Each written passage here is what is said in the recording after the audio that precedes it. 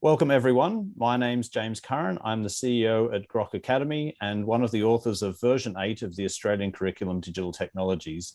And I'm here as the moderator of the panel session on digital technologies, where to now, where we're going to discuss the current consultation draft of the Australian Curriculum Digital Technologies and the Digital Literacy Capability version 9.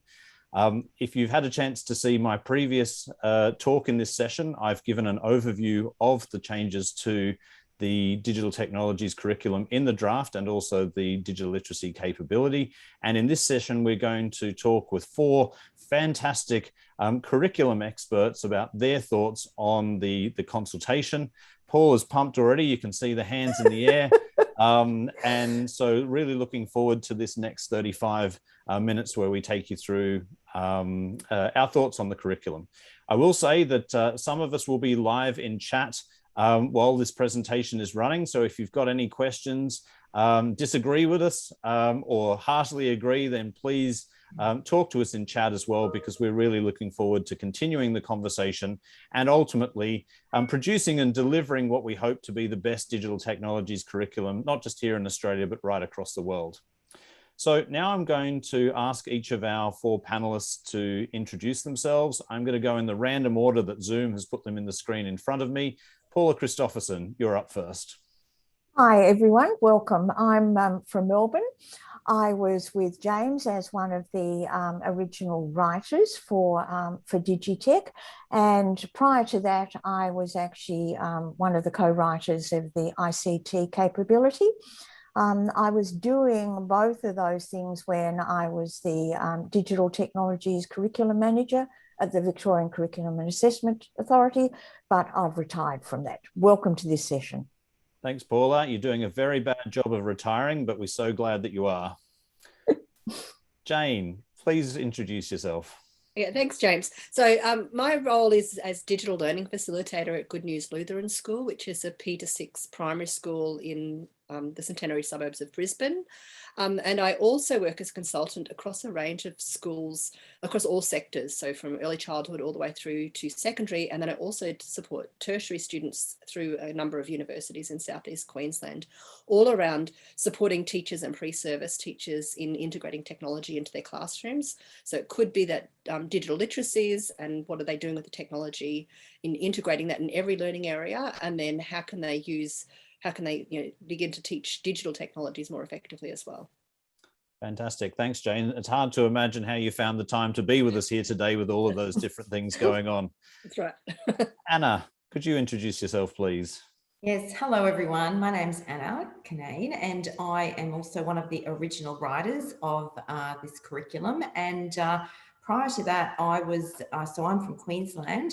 I was the writer of the Queensland ICT expectations way before we had an ICT curriculum, or capability, I should say, or a digital technologies curriculum. So I worked as a primary teacher for many years, head of curriculum, and since 2010 have been supporting teachers and school leaders across the state to unpack this curriculum, finding out what it is, what it isn't, and supporting beginning teachers, pre-service teachers in this area. So I'm very excited to be here.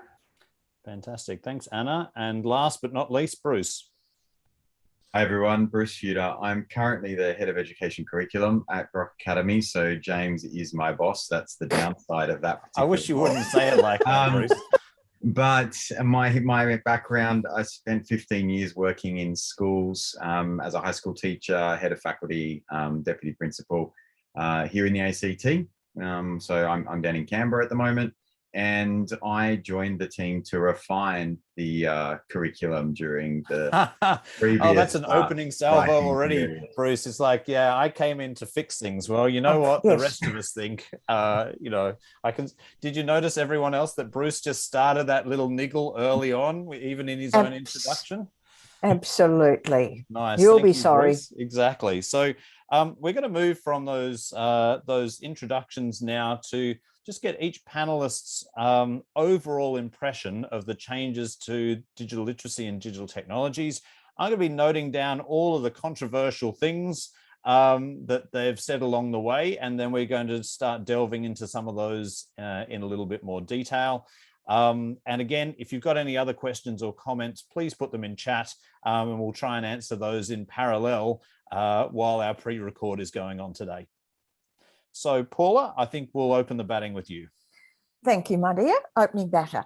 What I like about this curriculum is that there are smaller pieces which increase the clarity. Teachers aren't guessing, I don't think, what the expectations are, and then that makes it easier for interpretation. I liken it to saying you've got a block of chocolate of 300 grams. You had 8 squares or 9 squares before. Now we've got 18, but it's still weighing the same. So it's just more delicate and a way to eat or devour the curriculum. So I like its increased clarity. So to be clear, Paula, when you say that, you mean the breaking the content into a larger number of smaller content descriptions? Yes, yes. So the smaller pieces, where we have some bigger chunks, they have now been broken into smaller pieces, which then makes clear, I think, to the teacher what the expectations are, rather than guessing. So I think that works well.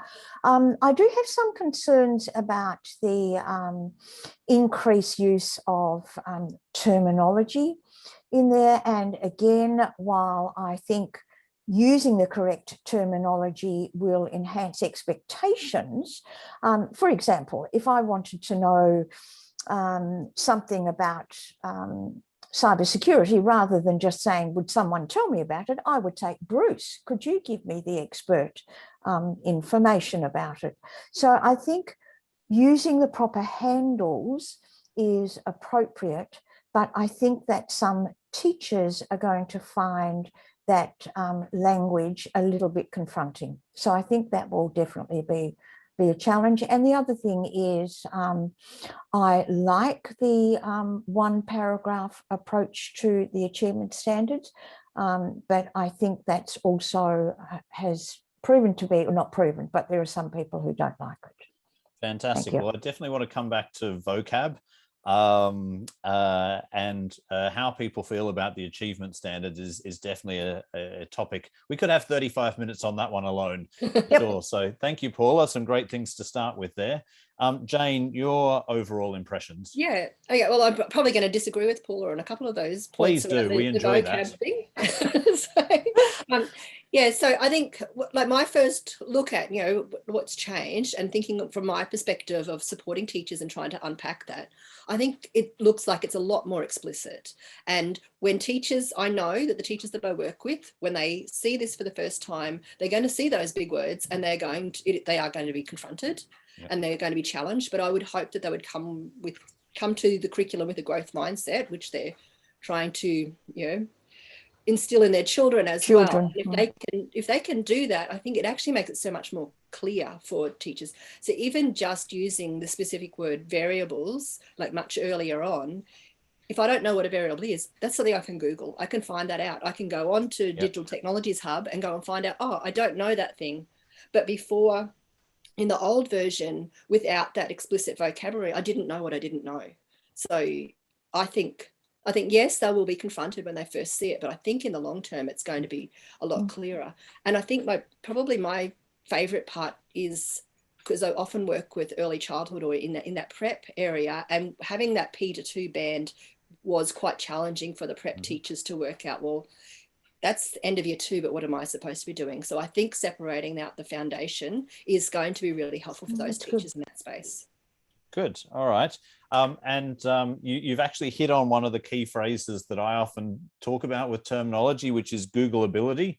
The more generic the description is, the more likely you are to hit some random other thing on the internet that isn't actually the domain specific term, and therefore not find resources that actually support what you're teaching. So bang on with that one too. I think we have to remember with this is that teachers are learners here as well. This is new. Like when I was at school, this was not a thing. So it's okay that I don't know something, but if I know this is what I need to learn, then I can learn that if I'm given the tools. And I think the new version is going to empower teachers to take on that role of learner as well as teacher. Fantastic. Thanks, Jane. Anna, your third batter. You're the first one to come on to the pitch when someone's bowled out. So, what are your opening thoughts? Was it me? I think both. I will definitely say I agree with both Paula and Jane's descriptions there of the great things that have, or the positive aspects of this change. But look, the first thing that I want to make a comment about is the new term, or the new way we're speaking about ICT capability. For many years, I have been advocating for a change to the digital literacy title, because as we are all aware, there's been a lot of confusion over the years about the terminology, the discipline name itself, digital technologies, whether we're talking about the discipline or the devices or the technology. So I think this is one step further in supporting teachers in understanding those differences, and I'm really happy about that.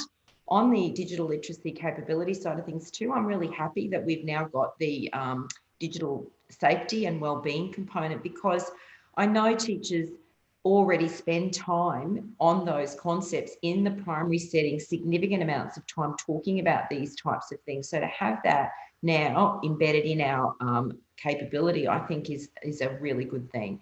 Going to the digital technologies curriculum, again, the teachers are the conduit between the content and the learning. If the teachers don't actually understand the content, we've got big problems. So I completely agree with Paula about the specificity, or the specific way the content descriptions now are broken up into, I hope, more explicit explanations of what it is we're actually teaching.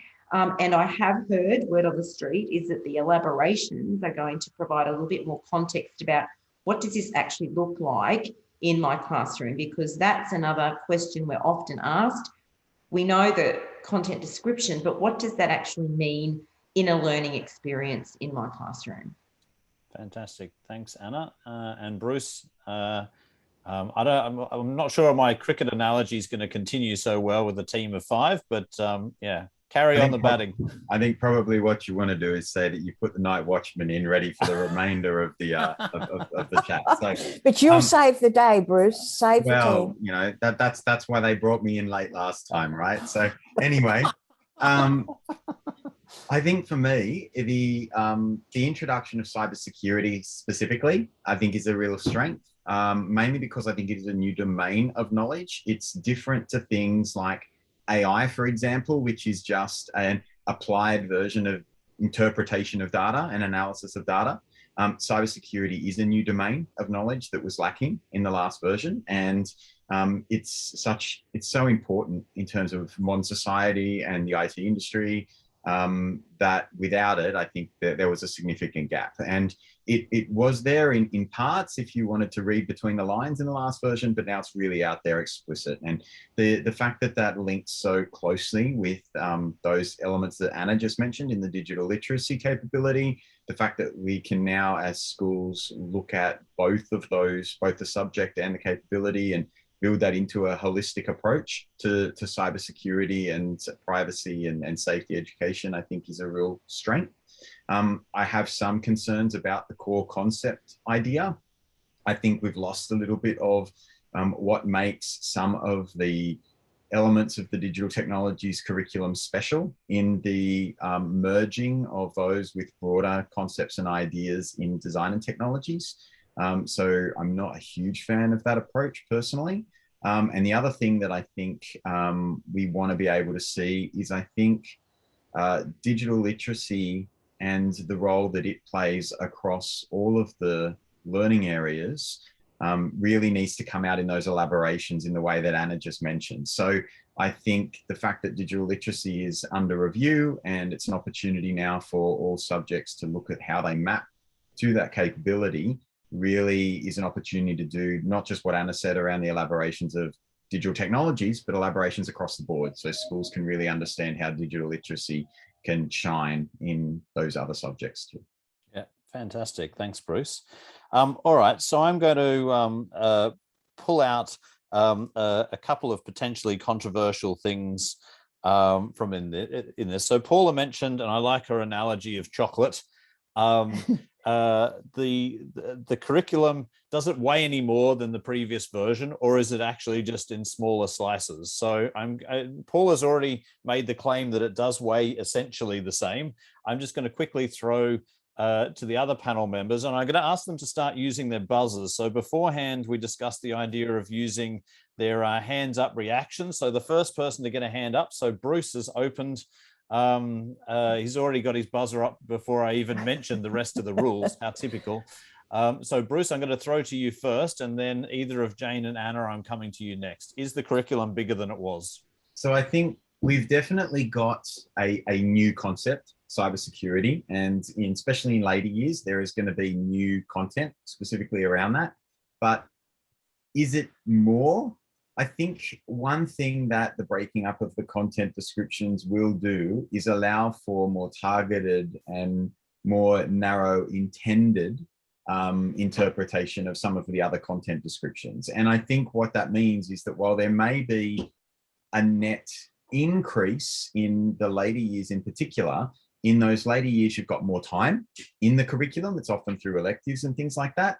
And I don't think it's going to be as large as, say, another 10% or another 20% of the curriculum. I think it's going to be smaller than that, because being able to really hone in on the things you want to teach in the other concepts is going to enable you to use your classroom time more effectively. Great, thanks, Bruce. Jane, Anna, either of you want to add anything more? Oh, you both want to. You've gone from your hands to both. All right. So Anna was marginally faster with a hand in the air, and then we'll go to Jane.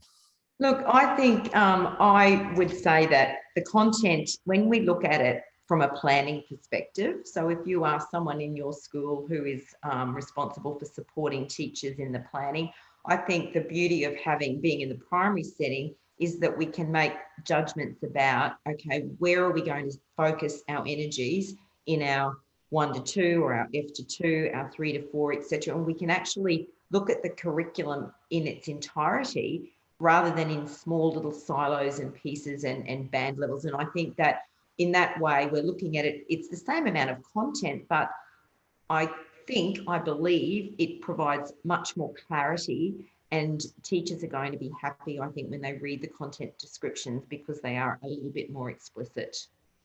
Great, thanks, Anna. Jane? Yeah, well, Anna's probably pretty much said what I was going to say around the clarity thing. So yeah, it's a lot clearer what it is. So I think before it was, you didn't know how big it was because you looked at it and you weren't sure what it meant. So now it's clearer. So at least we can get a better sense of the size of it.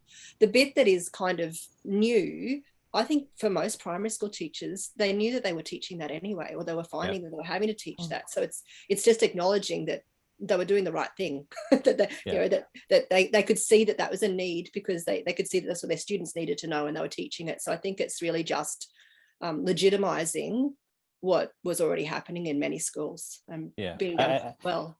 And I think that has definitely been an argument for the cybersecurity and privacy content, that actually lots of schools have already had at least a cyber safety program that is touching on some of this, and extending it a bit further into these cybersecurity skills is actually not as much of a jump as it would otherwise appear. And as Bruce mentioned, it's really about consolidating random sprinklings of the words safety, security, privacy, and so on in different random content descriptions. So agreed. Now, one of the things that nobody mentioned in their openings, I'm a bit disappointed that clearly you haven't gone for the big headline.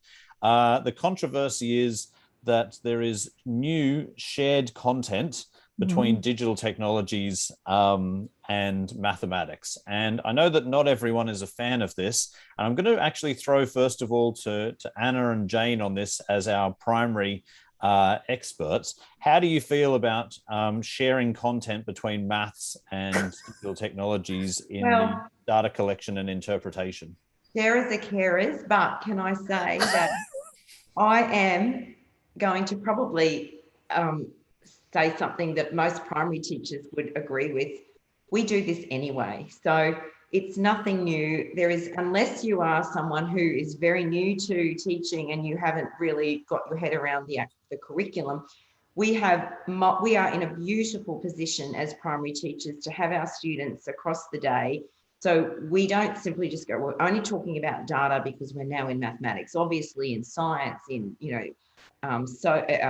history, etc. Whenever we have the opportunity, we call them teachable moments. I think it just means that whilst data now is explicitly living perhaps in mathematics, we also have lots of opportunities in the curriculum to develop and consolidate those understandings. So I think it's just something we already do. Great, fantastic. Jane, Yeah. have you got any other thoughts and maybe an example of how you've seen this already working in classrooms? And then I see that Paula's got her hand up as well, and we'll throw to you in a sec, Paula.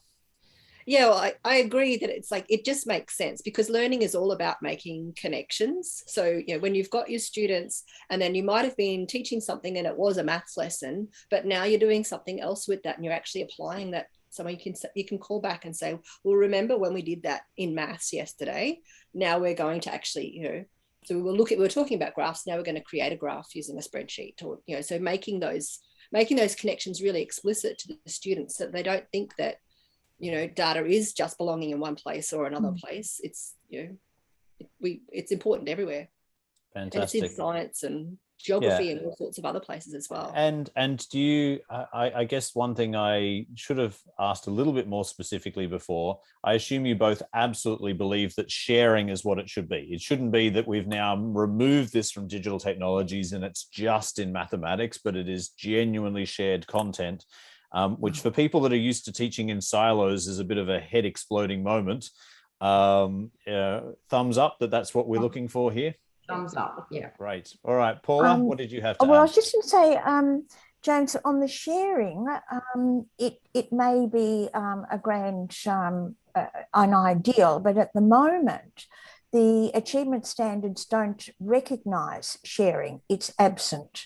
Mm-hmm. So through it not being articulated in the achievement standards, while the common learning takes place, the fact that it's not represented in the achievement standards doesn't support our notion of sharing. So I think that's important.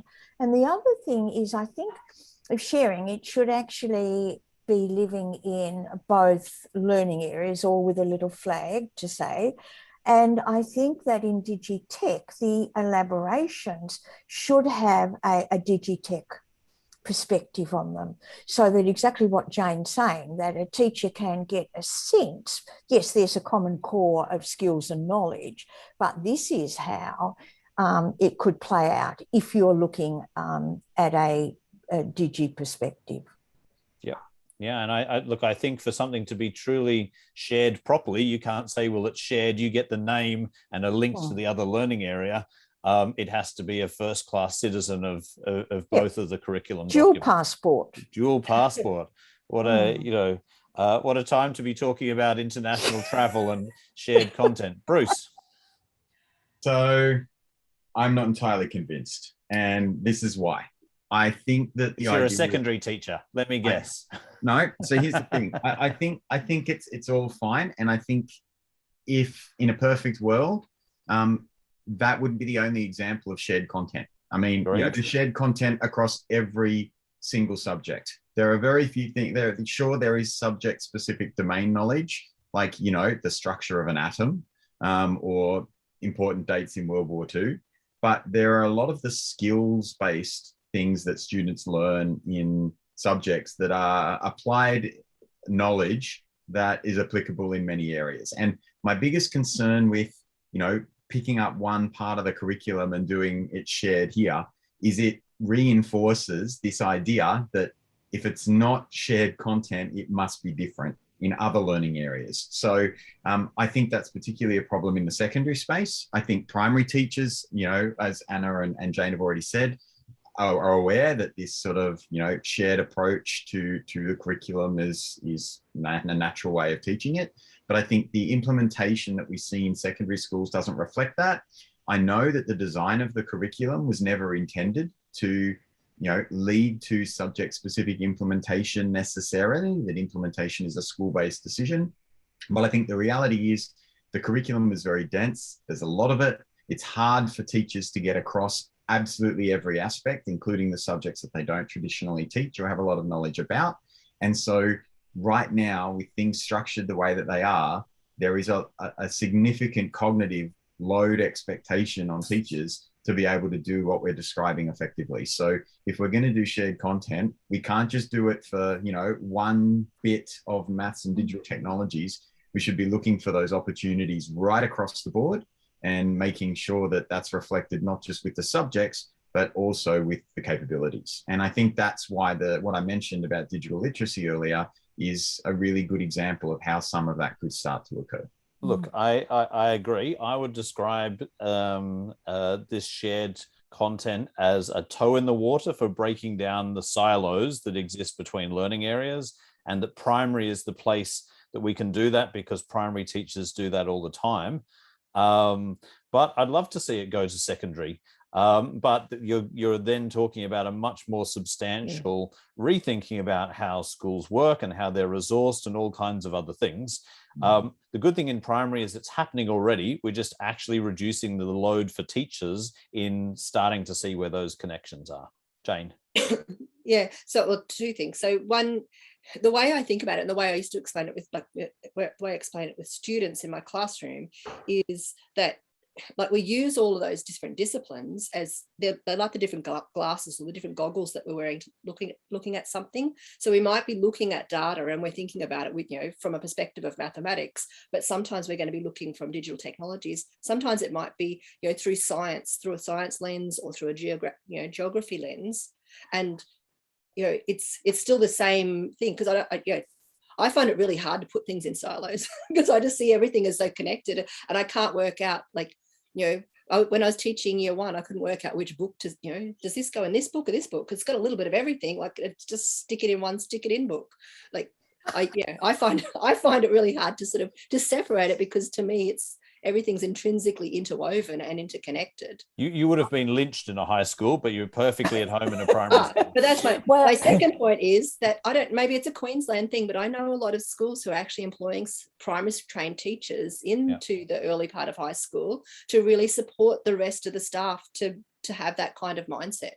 And there's some amazing things being done in some of our high schools where people are starting to integrate and are starting to work more collaboratively. And I think that I'm pro that. I think that's a good thing. Yeah, I'm pro that too. I think the curriculum ship is a slow one to turn, and this is a good starting point on that. Now, actually, speaking of a ship being slow to turn, my next question is, if we know that so many schools are still coming to terms with the current version of digital technologies, should we be changing it at all? Is this actually a thing that we should be doing right now, or should we just give teachers a breather and say you've got another 7 years before you actually need to look to an update to this curriculum? So who wants to have a go at that one first? Anna, you were fastest on the buzzer, and then Bruce. Look, to be honest, I think that those teachers that are pretty au fait with the curriculum, that have been engaging with it right from the word go, are not going to be too worried about the subtle changes that are happening. I know that those beginning teachers that I work with and pre-service teachers, well, you don't know what you don't know, so it's going to be new for them anyway. But I think that just a message, going back to that last comment we were discussing about curriculum connections, it's in the primary setting, okay, the new changes, or either looking at digital literacy or digital technologies curriculum, when we're looking at context, ensuring that students develop their understandings regardless of what learning area they're in, that there's multiple opportunities in the primary setting to teach digital technologies. And I'm going to give Paula and I a plug here. We've actually written our latest blog. It's about curriculum connections, so check it out on LinkedIn. Oh, go girl. Oh my God, look at that. I hope you've got a blog post ready as part of your answer, Bruce, and then Jane. Look, I don't, but what I will say is that I think the example of how the curriculum is changing is a good one. I think it's evidence of refinement. It reflects the changing needs of the students and the educational and broader, I guess, social change that's currently occurring. And I do think curriculum does need to keep up with that. I think one of the things that we tried to do in the last version of the curriculum was future-proof it as much as we could, so that future changes such as this one were more refinement as opposed to significant overhaul.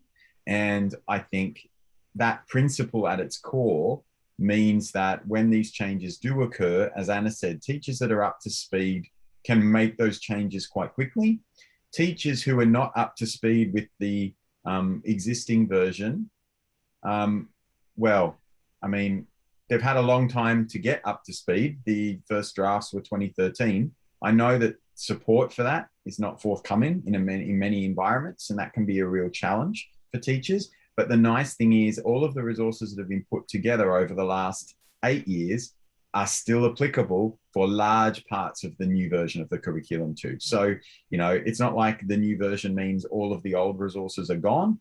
All of the existing resources can be reapplied. And that includes, for example, the work that we've been doing on cybersecurity, which slots quite nicely into the new cybersecurity concept as well. And you can find those on our website at ACA-EDU.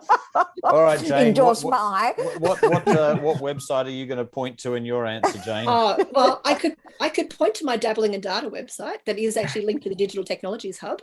If you need me to point to something, I'm not selling anything. I need something to sell. Yeah. Sorry. Sorry. Yeah. No. Go. No, I just think from an authority viewpoint that there's just that driving question, is the curriculum working? It's a fundamental question that needs to be asked by ACARA. It's the implementation of the curriculum within each school. Each school should be asking the question then, is the program working? So exactly for reasons that Bruce was saying as well, when we've got changing context, we've got a base that's now with familiarity of teachers who are more confident. We know that there's refinements that were needed. There was almost a little bit of shyness and reticence when we introduced it because this was a quantum leap. So the curriculum needed to be changed, and while the change hasn't been significant, I think that what has been done is going to make it more attractive and appealing for teachers to implement it in the spirit that it was intended. Yeah, agreed, Paula. Jane, I'm going to come to you, but I'm going to change your question, which is really rude, but that's what you can do when you're the moderator. Okay. So we're winding down to our last few minutes. So for everyone, I'd like a quick answer on how would you approach the changes as a classroom teacher? What would you do to get stuck into this new version? Okay, so what I was going to say was that as the only person on the panel that didn't write it and having to actually interpret of not having written it, it took a few goes. Like, you know, so and I think that having the new version of it, I think we're ready for that. I think, you know, those of us that are actually using it out there, we're ready for that because we've had a go with the other one and we're feeling much more confident. We've got some really good examples. There's so many more resources out there to support. So we do know, you know, what might it look like. And now we've been added this clarity, which I think we're really ready for. I didn't answer your question, sorry. No, that's perfectly fine. I'm going to throw to Bruce. I think if I was in the classroom right now and looking at what to do next, I think I would probably start with taking a look at what the school currently does around cyber, especially given that a lot of schools have existing cyber wellness, safety, etc. Programs. And I would start to use that as an avenue of actually breaking down some of the, you know, this concept or this idea lives in a single subject, and try to make sure that the discussion and the existing programs that exist around that area start to touch on some of those deeper technological ideas that live in the cybersecurity domain.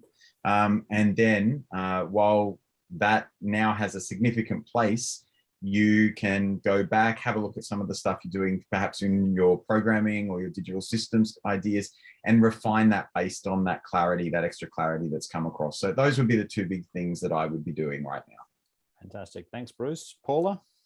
Following on from Bruce, I would certainly be doing an audit, checking what is it that I'm currently doing and how's that connecting. I think it's really important that teachers are reassured that the bulk of what they currently have, if they are well resourced in their program and practice, so that they know that. And then I would be looking and saying, look left and right, get that silo mentality, particularly in the primary school, out of the head. Look at what you can import and export. But I would certainly be doing an audit to begin with, so that you isolate what is new, but you see a very, very strong foundation of what your current practices are and what a good launching pad to move forward. Fantastic. Thanks, Paula. And to finish up, Anna, last answer for the panel.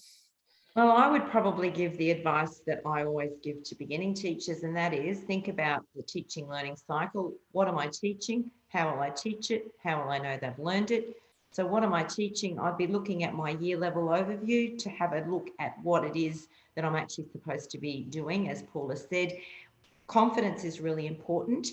Looking at the concept, selecting a concept perhaps that you're more familiar with if you're new to this space, and looking for that alignment to the learning area context. I only really recommend aligning to one learning area, but making sure that you are teaching and assessing the digital technologies concept, and it doesn't get all mixed up in the learning area. You're not quite sure what you're assessing. So I think my advice is start small, start somewhere, but start where success is most likely.